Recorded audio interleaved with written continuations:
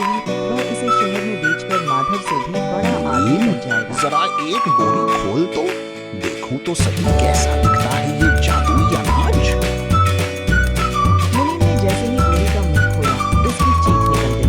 बोरी के अंदर अनाज नहीं, बल्कि काले नुकीले पत्थर भरे थे। लाला ने पागलों की तरह सारी बोरियां खोली, लेकिन हर बोरी से सिर्फ पत्थर और धूल निकली। धोखा! उस दुकानदार ने मुझे ठग लिया।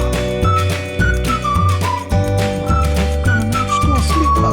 इसका मतलब उस अनाज में जादू नहीं, उस जादुई सिक्के में जादू है। मुनीम, आज रात हमें वो सिक्का चुराना ही होगा। जब सिक्का मेरा होगा तो ये पत्थर भी सोना बन जाएंगे। एक रात जब सारा गांव सो रहा था, लाला की नजर में वो चमकता हुआ जादुई सिक्का घूम रहा था। जल्दी चल मुनीम, पैरों की आवाज मत कर, वरना गांव वाले जाग जाएंगे। आज वो सिक्का मेरी तिजोरी में होगा तो कल से ये पूरा गांव मेरे कदमों में होगा। मालिक, मेरा मन घबरा रहा है।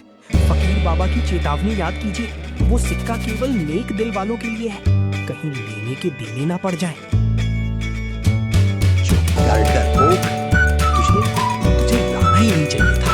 इतना डरना क्यों है? बस एक बार वो सिक्का हाथ लग जाए, फिर देख मैं क्या करता हूँ। दोनों दबे पांव माधव की दुकान का ताला तोड़ और तिजोरी से वो कीमती सिक्का चुरा लिया। अगली सुबह जब माधव दुकान पहुंचा तो उसके पैरों तले जमीन खिसक गई। गल्ला खाली था और जादुई सिक्का गायब। सिक्के के जादू में दुकान में रखा सारा अनाज पल भर में धूल बन गया था। बाबा का दिया हुआ आशीर्वाद चला गया। अब मैं गांव वालों की मदद कैसे करूंगा? पागल है जो मेरा सिक्का चोरी किया। अब तो मेरा अनाज भी मिट्टी बन गया है। अब मैं कैसे जीऊंगा? मुझे लगता है ये सब जरूर उस लाला की चाल है।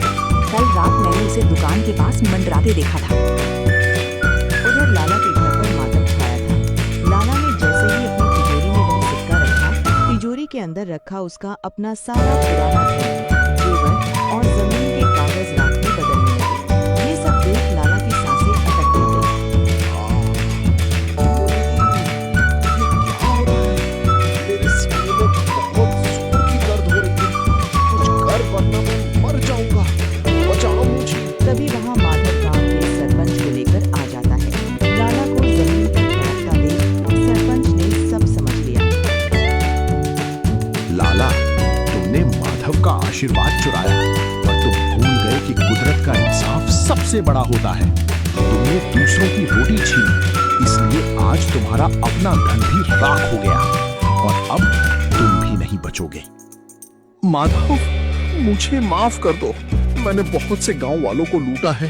अपनी ये सिक्के ले लो, मगर कुछ भी करके मेरी जान बचा लो माधव। मैं तुम्हारे सामने हाथ जोड़ता हूँ, बहुत दर्द हो रहा है। लाला जी, वो सिक्का लालच की जगह नहीं, भलाई की जगह रहता है।